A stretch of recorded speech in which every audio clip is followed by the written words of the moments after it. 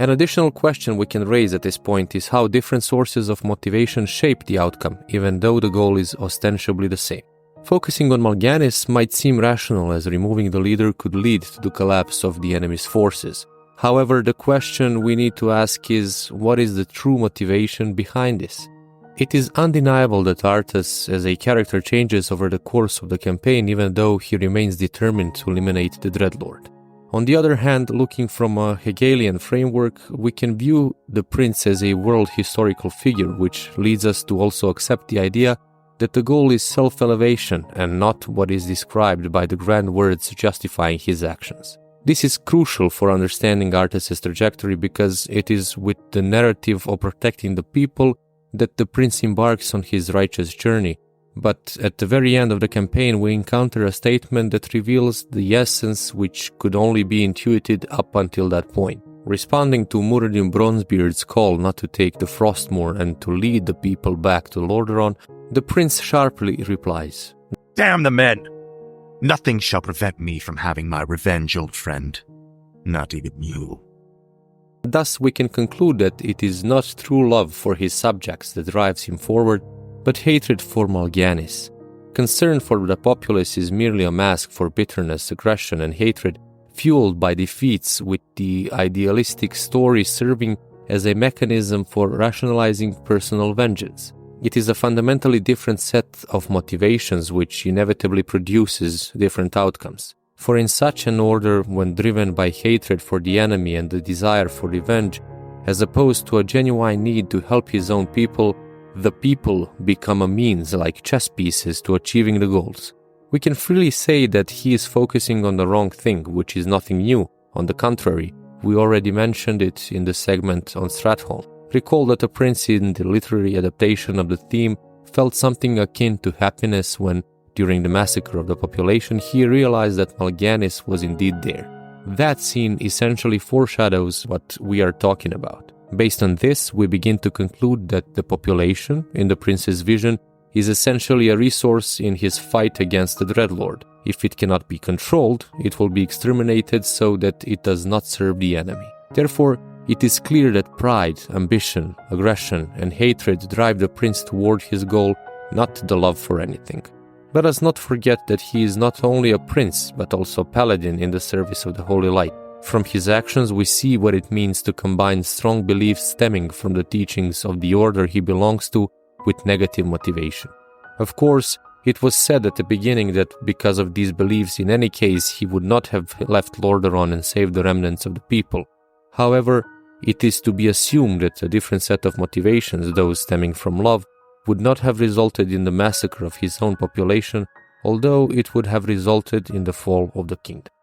Here it shows that the author seriously grappled with doubts and insights found also in Orwell's The Road to Vigan Pier, where he states that even if the theoretical book-trained socialist is not a working man himself, it is often assumed that he is motivated by a love for the working class and the desire to fight on their behalf. However, Orwell questions this assumption, observing that the intellectual, with his scholarly appearance and reliance on Marxian quotes, often seems disconnected from the working class. He suggests that the real motive for many socialists is not compassion but rather a heightened sense of order. They are more offended by the untidiness of the current system than by the misery it causes or the lack of freedom it imposes. For them, revolution is not about mass movements but about implementing reforms from above, imposed by the clever upon the lower orders. Now comes the crucial part. While these socialists might not show much love for the exploited, they do exhibit a theoretical hatred for the exploiters, engaging in the long-standing practice of denouncing the bourgeoisie.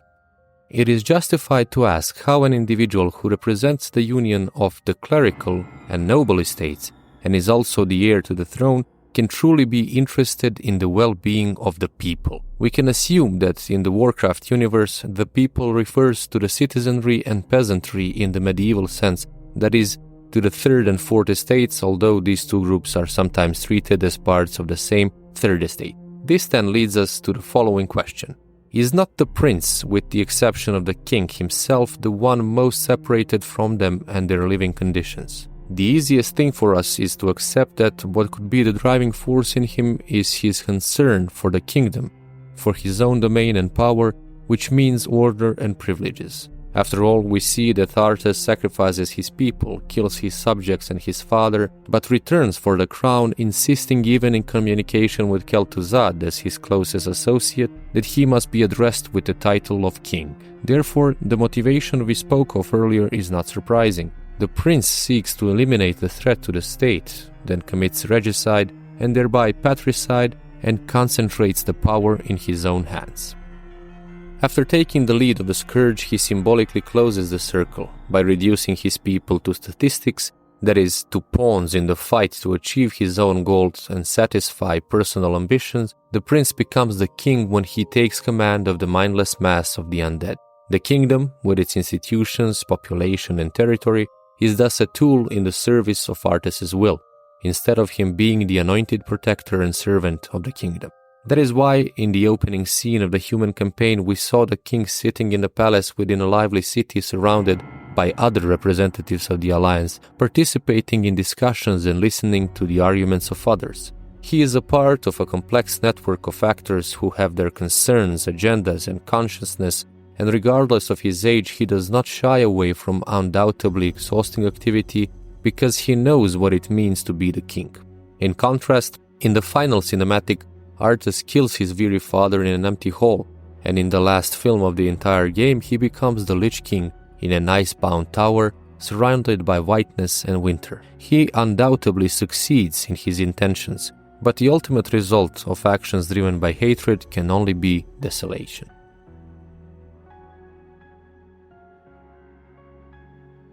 If we were to expand on the statements about the three main themes mentioned at the beginning, we would arrive at the following. First, Arthas is a paladin. The idealistic worldview of a paladin represents the foundation of fanaticism stemming from faith in pure categories. But those accustomed to the truth have difficulty navigating conditions that dramatically deviate from those in which the truth was formed.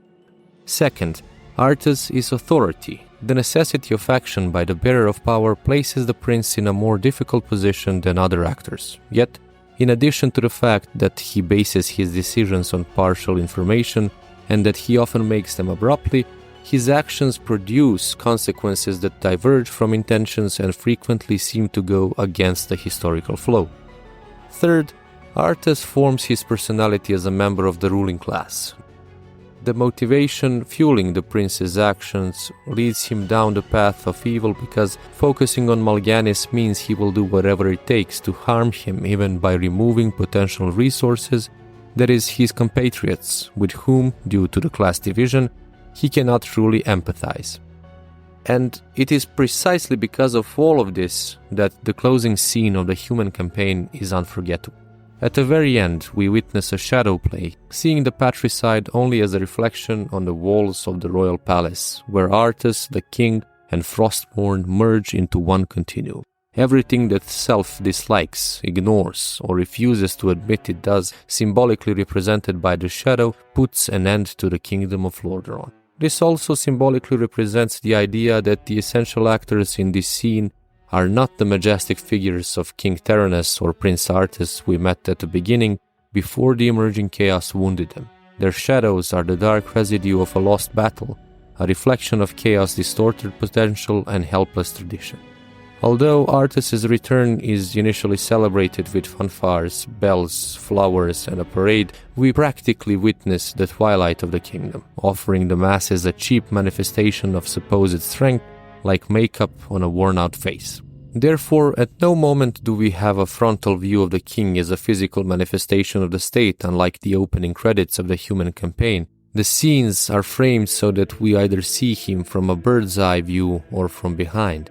Even though we hear his voice deep and firm, such positioning prevents us from establishing whether the vocal strength is built on a solid foundations, although we notice he is an old man. Yet, a reflection on this video would be incomplete without one of the most poignant scenes, which best testifies to the depth of the fall. Walking through the city streets, Arthas is showered with rose petals, receiving ovations from the enthusiastic population. The music reaches its peak only for the choir of men to quiet down, transforming into the lowered and the sad singing of a female voice. Arthas pauses, extends his hand and catches a petal. After a brief glance at it, the prince throws the flower away, directing a sinister look at the crowd, barely visible from his hood, while his pale face enhances the impression. The rose is one of the most commonly used symbols, usually associated with love. This has its roots in Greek mythology, where in the story of Aphrodite and Adonis, the tragic death of the young man in the arms of the goddess leads to the mixing of her tears and his blood into a liquid that nourishes the earth and colors the surrounding white roses. Given the intertwining of religious and mythological heritage, this flower later appears as one of the symbols of Jesus Christ, again linked to the blood soaking the earth, indicating resurrection or rebirth in both cases. It also points to love that transcends death and the limited lives of individuals, whether in a romantic relationship between two individuals or in the understanding of love present in the New Testament as the essence of divinity embodied by Christ. In those few seconds, while gently moving the petal with his fingers, we see the last spark of humanity, a small dilemma still present in him, not strong enough to divert him from the sinister path he has taken, but still alive after all the evils he has committed. That petal is Jaina, but also the rebirth of the kingdom. In the end, both end up on the pavement.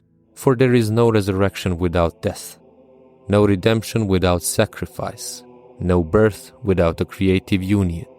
There is nothing more eternal than him because, as the prince himself later emphasizes, I intend to live forever. Thank you for watching.